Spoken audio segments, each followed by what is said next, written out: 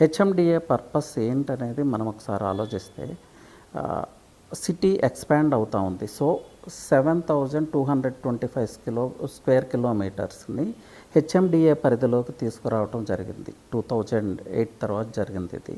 అలాగే ఈ హెచ్ఎండిఏ పార్ట్ని డిఫరెంట్ జోన్స్ కింద డివైడ్ చేశారండి. 12 జోన్స్ కింద డివైడ్ చేశారు.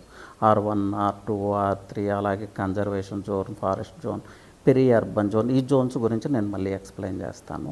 సో ఏంటంటే ఎక్కడ హై రైజ్ టవర్స్ కట్టాలి, ఎక్కడ విల్లా ప్రాజెక్ట్స్ రావాలి, ఎక్కడ మ్యానుఫ్యాక్చరింగ్ యూనిట్స్ రావాలి, ఎక్కడ ఇండస్ట్రీస్ రావాలి, ఎక్కడ గ్రీనరీ ఉండాలి, ఎక్కడ వాటర్ బాడీస్ ఉండాలనేది ముందే డిసైడ్ చేశారు.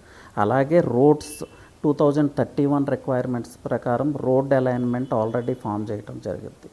వీటన్నిటికీ మించి చాలామందికి తెలియని విషయం ఏంటంటే HMDA metropolitan development authority main purpose హైదరాబాద్ని